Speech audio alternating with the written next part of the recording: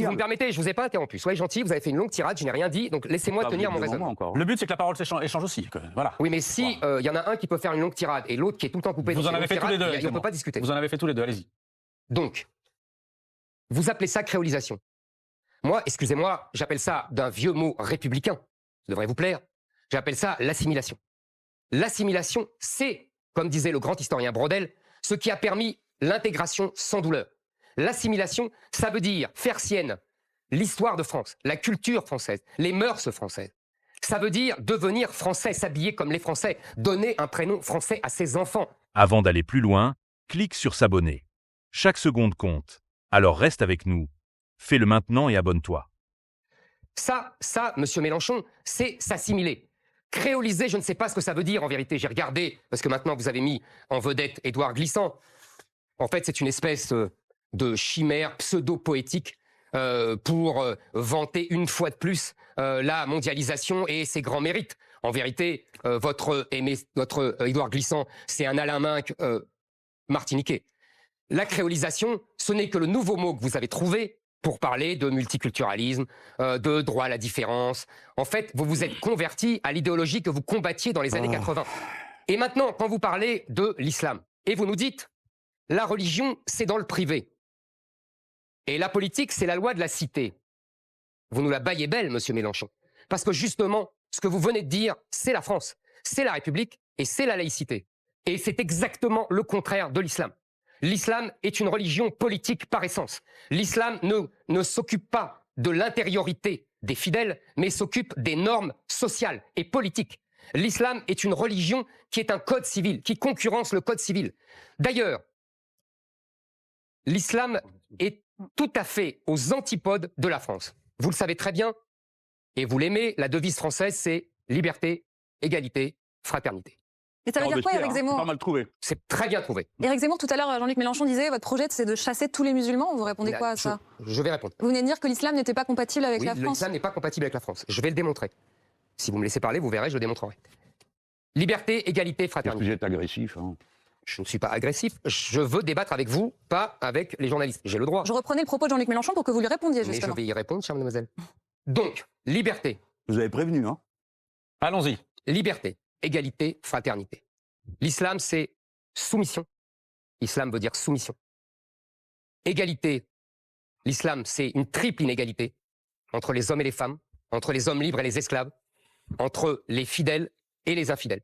Fraternité. L'islam, c'est la fraternité dans l'Oumma, c'est-à-dire la communauté des croyants, la nation islamique.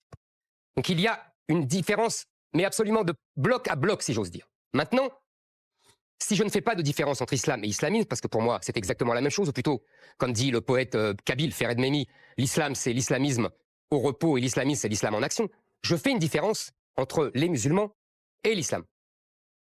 Les musulmans qui peuvent effectivement s'approprier la conception française de la religion, c'est-à-dire ne considérer que leur religion est de l'ordre du privé, ont toute leur place en France. Ils sont des citoyens français comme vous et moi. Éric Zemmour, pardon, vous avez 6 minutes d'avance sur Jean-Luc Mélenchon. J'ai fini.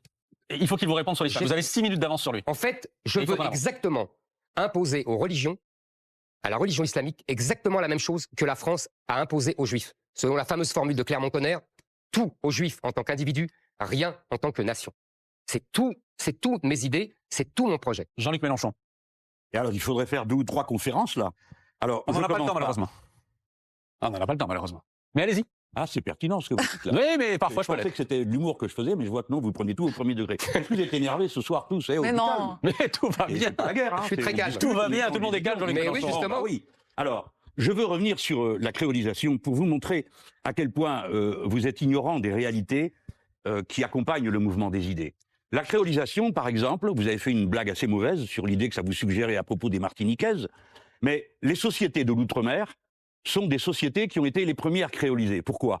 Parce que les gens qu'on avait déportés là pour l'esclavage venaient de différents endroits de l'Afrique, ne parlaient pas les mêmes langues. Et parfois les maîtres eux-mêmes ne parlaient pas les mêmes langues. Et les maîtres avaient intérêt à créer une distance absolue entre le blanc, qui était le maître, et le noir, qui était l'esclave. Et la société de tous ces gens a créé une culture commune. La Martinique, la Guadeloupe, la Réunion sont des terres profondément créolisées. Et contrairement à ce que vous dites, et à ce que d'autres ont dit aussi, ça n'a pas créé une addition de communauté. Ce n'est pas vrai. Ça a créé une communauté commune, sous l'empire de la loi, et qui produit une culture commune. Une culture commune.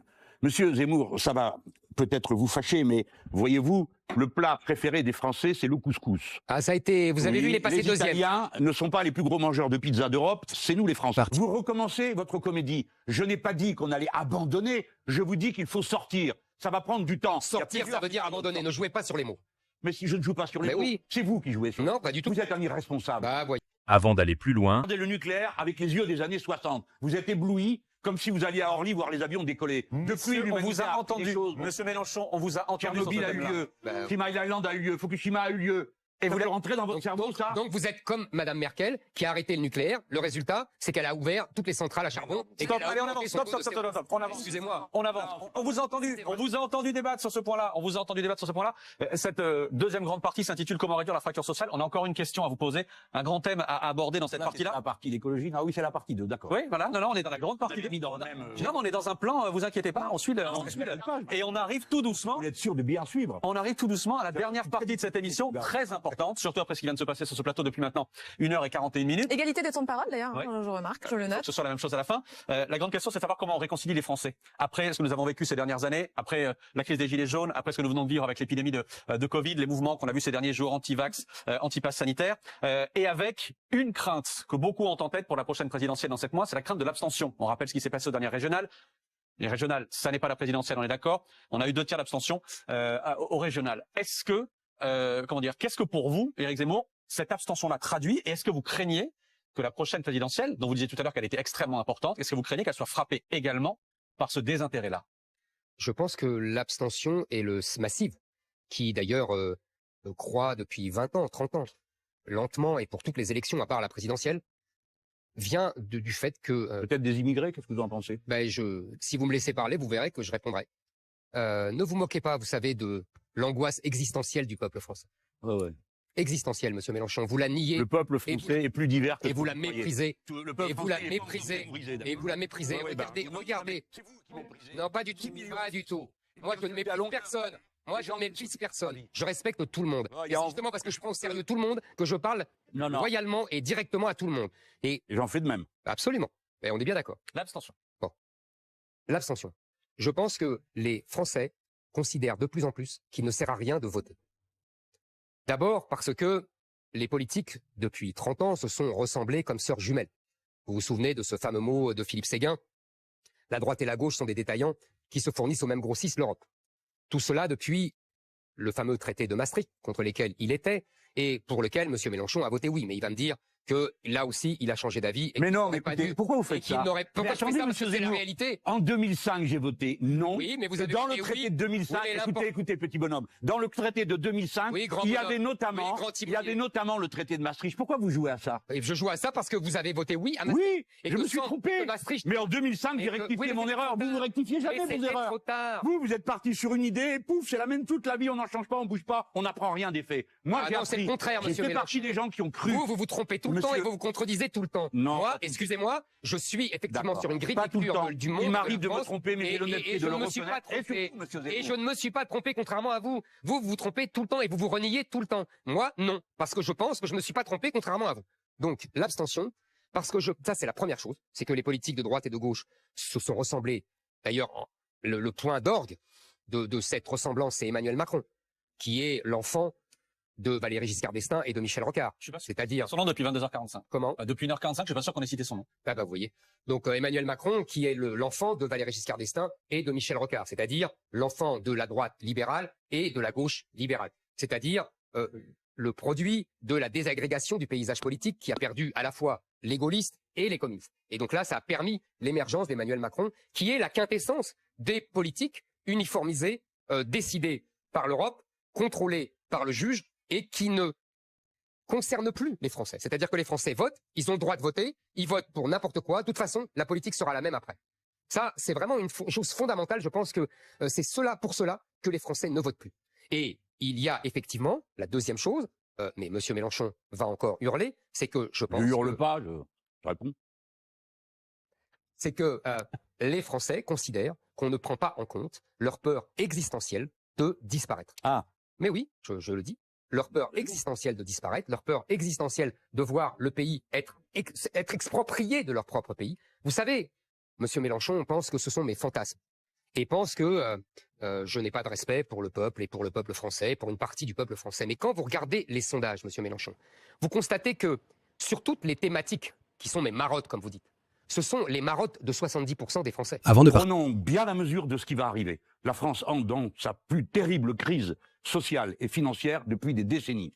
Et comme avec 8 millions de personnes à l'aide alimentaire, 10 millions de pauvres, 6 millions de chômeurs. Seuls les fous croient qu'une situation comme celle-là peut perdurer sans chaos. Ensuite, elle va affronter, comme toute l'humanité, le plus grand défi de la civilisation humaine, qu'est le changement climatique. Et devant ces deux immenses défis, à quoi perd-on son temps à discuter des folies de M. Zemmour, lequel a décidé d'expulser 5 millions de Français musulmans de ce pays. Pourquoi pas 10 pendant que vous y êtes? Parce qu'ils sont 5 et que ce sont des Français. Ah oui, donc vous voyez que vous dites n'importe quoi, vous commencez très mal. Vous parlez pas en même temps que moi. Je ne parle pas en même temps que vous, mais là vous dites des énormités, donc je vous interromps. Non, ce n'est pas une énormité, c'est la situation telle que vous l'avez dit, c'est vous qui avez parlé de réimmigration. À mes yeux, vous avez changé d'avis? Non, j'ai pas changé d'avis. Je vais vous dire ce que je... Alors donc, pourquoi vous faites déjà le perroquet de ce que je dis? J'ai rien dit encore, donc ne me prêtez pas des choses que je n'ai pas dites. Laissez-moi parler. Ce sera l'objet de notre première grande question. Juste sur le principe de ce débat, pour préciser les choses. Ouais. Ça a été loin de faire l'unanimité dans votre camp, le fait de venir ce soir face à Éric Zemmour. Et alors? Je vous pose la question. Vous posez quelle question? Mais est-ce que vous comprenez, que ça a pu émouvoir dans votre camp? Il domine une scène intellectuelle et qui aujourd'hui a largement contaminé tout le champ politique, de M. Macron qui l'appelle pour lui demander des conseils sur l'émigration, à Mme Le Pen qui dit le respecter tout en craignant comme c'est pas possible, et il faudrait rester inerte et regarder ça. Mais moi je vais dire les choses comme je les pense. Vous êtes en danger. À mes yeux, vous êtes en danger pour notre pays. Vous avez une vision rabougrie de la France, vous êtes un raciste, vous avez été condamné pour ça, vous êtes un homme qui professait une vision de la virilité extrêmement curieuse, extrêmement violente, c'est vous qui écrivez que les femmes sont le butin des hommes, vous avez sur les femmes une vision absolument inouïe, vous avez, vous pensez qu'elles ont un cerveau archaïque et qui n'est pas capable de formuler des abstractions, vous manifestez une haine anti-musulmane. On ira dans le fond tout à l'heure. Là, au moins... vous faites le débat avant le débat. Là. Oui, exactement, et surtout c'est pas un débat. Pourquoi je veux... Et surtout vous dites n'importe quoi, mais c'est Vous dites que c'est un danger, Jean-Luc Mélenchon. Si vous m'interrompez, alors vous êtes combien? 3 à m'interrompre. Laissez-moi terminer, vous verrez, ça sera fini assez rapidement. Donc j'ai dit pourquoi? Parce que je le considère comme dangereux, parce que le défi que la France doit relever est important, et que cet homme, à mon avis, joue le rôle historique de la diversion. Il est là pour nous parler de fantasmes, pendant que des problèmes d'une immensité sans précédent viennent au-devant de la patrie. Ce qui surprend, c'est que vous dites que c'est un danger, mais vous avez été amis un moment ensemble. C'est ce qui a surpris aussi beaucoup de téléspectateurs. Il est relaté que vous étiez aux 50 ans d'Éric Zemmour. Il s'est passé quoi depuis? D'abord, nous n'étions pas amis. Il travaillait pour Le Figaro. Je respectais son intelligence. C'était à l'époque un souverainiste assez classique de droite et qui était très connaisseur du mouvement ouvrier. Puis j'ai vu se radicaliser. Et honnêtement, la première fois que j'ai vu son livre, Le Premier Siècle, j'ai cru que c'était un canular, qu'il avait fait ça pour, en quelque sorte, enclencher une discussion drôle. Non, ce n'était pas le cas. Comme je l'ai entendu parler de réimmigration, je n'en revenais pas. Si bien que, comme beaucoup, lui a rompu avec M. Seguin, mais il est à d'autres gens. Moi-même, j'ai mis cet homme à distance parce que je n'ai rien à voir avec tout ça. Et je ne veux pas qu'on dise que, en définitive, les idées seraient une apparence, que nous nous combattrions pour la forme. Les idées sont sérieuses. Notre position est totale. Et vous ne devez pas transformer ça en une sorte de jeu. C'est une affaire de conviction qui est en cause. De conviction très profonde qui engage l'identité de notre pays et notre capacité à vivre tous ensemble. On entre dans le débat. Alors, Monsieur Mélenchon, je suis tout à fait d'accord avec la dernière phrase de votre péroraison. Les idées sont sérieuses, vous avez raison. Les idées sont sérieuses car elles engagent la vie de notre nation. J'ai très bien écouté ce que vous venez de dire et votre registre sémantique est intéressant. Vous estimez que je contamine le débat public. C'est-à-dire que je suis comme un virus qui contamine. C'est votre conception de la démocratie, mais ça ne m'étonne pas parce que dans votre camp, depuis 2 siècles, on ne débat pas, on guillotine. On n'invective pas, on ostracise et on met dans des camps de rééducation, quand c'est pas dans des asiles psychiatriques. Donc évidemment, vous avez une conception de la démocratie qui n'est pas la mienne, ça c'est sûr. Maintenant, vous croyez réellement des choses que vous dites là? Ah oui, je crois réellement que vous dites. Vous avez été trotskiste. Je vous rappelle les textes de Trotsky. Je vous rappelle qu'il a massacré les marins de Kronstadt. Je vous rappelle que vous avez été communiste et vous avez été socialiste. Et c'est, si vous voulez, que vous n'avez jamais dénoncé les crimes de l'URSS, les dizaines de milliers de morts de Staline dans des camps de la Colima, que vous n'avez jamais dénoncé les centaines de milliers de morts de la Chine de Mao Tse-tung. Alors, s'il vous plaît, ne me faites pas le coup du grand démocrate qui s'émeut de la contamination de mes idées. Deuxièmement, je vous rappelle simplement que il y a effectivement un enjeu majeur. Mais chacun choisit son enjeu majeur. Vous m'estimez que c'est la crise sociale qui arrive, et effectivement elle est grave. Vous estimez que c'est l'enjeu climatique, on en reparlera dans la deuxième partie, si j'ai bien compris. Mais il faut qu'on entame la première déjà. Eh bien justement, je l'entame. Bah, Moi, attendez, on va l'entamer tous C'est ensemble quand si vous le voulez bien. À nous d'entamer On l'entame les tous parties. ensemble. Bah, je vous signale que... bon, alors qu'est-ce que je fais? On entame la première Alors, partie. je vous en prie. Éric Zemmour, on entame cette première partie. Première grande question ce soir, la France est-elle en danger? Question qui vous divise là aussi profondément. Pour vous, Éric Zemmour, la France est même en danger de mort, c'est votre expression, à cause d'un sujet qui est omniprésent dans votre discours, qui vous obsède. C'est l'immigration. On s'est dit qu'on allait commencer par là, histoire d'avoir du temps ensuite pour aborder tous les autres sujets importants. La France, Éric Zemmour, a-t-elle tout fait pour intégrer les populations immigrées qui sont arrivées ici ces 60 dernières années? Si vous me permettrez, je ne répondrai pas à votre question. Bah, ça m'arrange pas. Mais je m'en moque. Parce que votre question, Rien pour un débat. oui, mais d'abord je suis là pour débattre avec Mélenchon, pas pour répondre à vos questions. Et deuxièmement, votre question est mal posée. Vous voyez qu'il y a plus désagréable que moi. Hein. Absolument. Votre Allez-y, question est mal posée parce que vous sous-entendez que la France est en faute. Dès le départ de votre question, vous nous dites la France n'a pas bien intégré. Avant de Je partir, ne sais pas ce que vous continuez, mais ça démontre le contraire de ce que vous dites. Vous êtes en train de dire que la misère n'a aucun impact Non, sur la délinquance. non, parce qu'il y a des gens pauvres qui ne sont pas délinquants. Mais bien sûr, encore heureux. Donc, bah alors, Mais et attends, c'est une heureusement, insulte, parce que et sinon, c'est vous une ne serez pas insulte libre aux gens, non et plus. c'est une insulte aux gens pauvres, et c'est une insulte aux gens pauvres, Je me fais pas comme cette votre comédie, famille là, et ma monsieur. famille. Ça marche pas. Mais ça marche très bien, Si vous monsieur dites que Mélenchon. si Et deuxièmement, la ils ne sont violence pas sociale n'a pauvres. aucun Laissez-moi rapport avec finir. la pauvreté, c'est que vous vivez ailleurs que dans le Pas du réel. tout, ça n'a aucun rapport avec la pauvreté, je suis désolé. Pour moi, la délinquance que nous vivons n'est pas une délinquance. C'est un djihad. Voilà. C'est une guerre qui nous est menée, une guerre de civilisation, une guerre de pillage, une guerre de vol, une guerre de viol et une guerre de meurtre. Vous n'avez pas honte? Non, j'ai pas honte du tout. Je vais vous dire, dans les métros parisiens, on a fait Allez, une c'est enquête. reparti. 70, etc. Bon. 75% Mais on vous entend d'étrangers. répéter ça surtout. Vous ne démontrez Monsieur Mélenchon, pas, vous mais ne excusez-moi, réfléchissez pas. je sais que vos chiffres vous embêtent, Non, mais c'est comme mais ça. non, il me gêne Je- pas du je tout, continue, monsieur. je non, mais continue. mettons-nous d'accord. Non, non, mais S'il y a je- 1000 crimes, je les reconnais, c'est pas le sujet. Mais si, le sujet, c'est Est-ce que vous l'analyse savez des causes oui, et la l'analyse. manière Eh ben alors de justement, répondre. alors vous Vous voulez vous qu'on fasse- répétez comme un Très moulin bien. à parole, c'est les musulmans, Oui, le monsieur. djihad et je sais pas Oui, quoi. Vous n'avez oui. pas honte de parler comme Pas ça? du tout, Il y pas a des du tout. millions de musulmans dans ce pays qui supportent pas. Je vous signale Mais ce que sont vous ne des me laissez Français pas comme parler, vous et moi. monsieur Mélenchon. Mais je vais vous dire, il y a heureusement des millions de musulmans qui ne sont pas délinquants. Et il y a Mais heureusement pour des vous. millions de musulmans qui ne sont pas terroristes. Seulement, tous les terroristes sont musulmans. Et Non, celle-là, elle beaucoup... est pas mal aussi. Oui, Bah mais oui, vous elle est aviez pas dit que vous mal, elle est respectiez vraie. ça. Vous l'avez Elle est dit vraie. ou pas? Comment? Vous n'avez pas dit que vous respectiez Non. les djihadistes? J'ai dit... Si, on vous a posé la question Oui, sur Nice. j'ai dit... Ne me coupez pas, ne faites pas comme les imbéciles qui savent pas lire une phrase jusqu'au bout. On m'a posé une question et j'ai répondu. Je Pas respecte qu'ils sont les tous gens, imbéciles, je mais- respecte les gens qui donnent leur vie pour leur cause parce que je veux mieux les combattre. C'est pour ça que je les respecte. Quand vous avez vu, si vous voulez regarder, écouter, allez regarder ce que disent les gens qui sont arrêtés. Je lisais tout à l'heure un article sur les mineurs isolés. L'un d'entre eux qui est arrêté dit « Nous voulons piller la France ». Ah. Regardez ce que dit Abdel Slam. Abdel Slam, qu'est-ce qu'il dit? Le terroriste du Bataclan. Il dit « Je suis un musulman, j'applique la charia ». Maintenant, vous avez parlé de la police. Et là, vraiment, je trouve absolument scandaleux ce que vous dites et je vais vous dire pourquoi. Vous accusez les policiers, en vérité, d'être des pousses au crime, d'être criminogènes, d'être agressifs Non. et d'être racistes. J'ai pas dit ça. Vous êtes dit qu'ils sont Il y a mal des formés, racistes vous dans la êtes police, gentils. mais j'ai pas dit que Moi, la je vais vous police dire, était le raciste. quotidien des policiers, ils sont agressés, ils sont, on leur tend des guet-apens en permanence, ils sont insultés, on leur jette des cocktails Molotov dans leur voiture pour les brûler comme des poulets.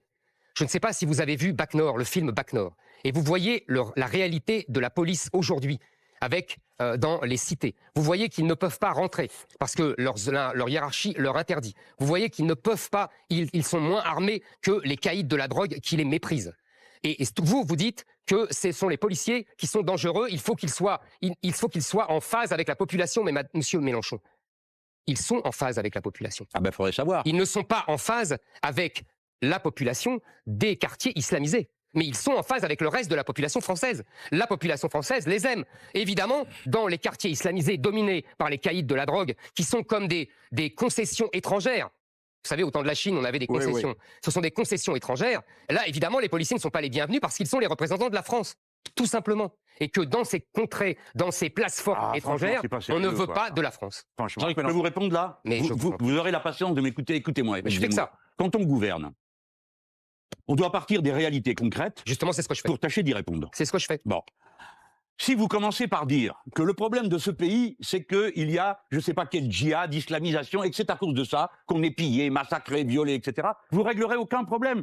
Parce que le problème du vol, du pillage, etc., ce n'est pas l'islam. C'est une série d'autres causes que les sociologues, que vous avez peut-être lus, à part lire les statistiques qui vous font peur parce que vous aimez le cauchemar, bon, que les sociologues ont analysé de longue main. Moi, je n'ai jamais dit que la police était responsable de la situation. Je ne dis pas ça. Je dis que, puisque nous sommes en totale inefficacité, il faut donc revoir le dispositif. Que nous ne manquons pas de moyens, qu'on ne cesse continuellement de voter des lois. Jamais on en a fait le bilan. Pourquoi ça marche pas? Je suis partisan d'une police de proximité. Je suis partisan du fait que les policiers soient mieux formés. Je suis partisan du fait qu'on casse la racine même du caïda, c'est-à-dire le trafic d'armes, le trafic de drogue, le trafic d'êtres humains. Ça ne se règle pas dans les quartiers, tout ça, monsieur. Ah bon? Oui, il y a 6 millions d'armes qui circulent dans ce pays. Qui les fait circuler? Qui paye? Qui transforme l'argent sale en argent propre? Ça, c'est du problème du judiciaire, d'une police judiciaire efficace. Pas d'envoyer des policiers passer, selon un rapport qui a été fait récemment, 50% de leur temps à vérifier si les gens qu'ils contrôlent ont du shit ou pas dans leur poche. Tout ça, c'est du temps perdu, c'est du gaspillage. Ce n'est pas par ce bout-là qu'il faut prendre Monsieur- le travail de la police. Alors commencez par éviter la démagogie qui consiste à dire que quand on critique la manière dont est organisé un service, on rend coupable les gens de la situation. Je n'ai jamais dit que la police était raciste, mais oui, je dis qu'il y a des racistes dans la police et leur présence est insupportable. Avant de partir, Comme elle serait- vous êtes plus de 95% à regarder nos extraits sans être abonné. Si ce format court vous aide à aller à l'essentiel, pensez à vous abonner, à liker et à partager.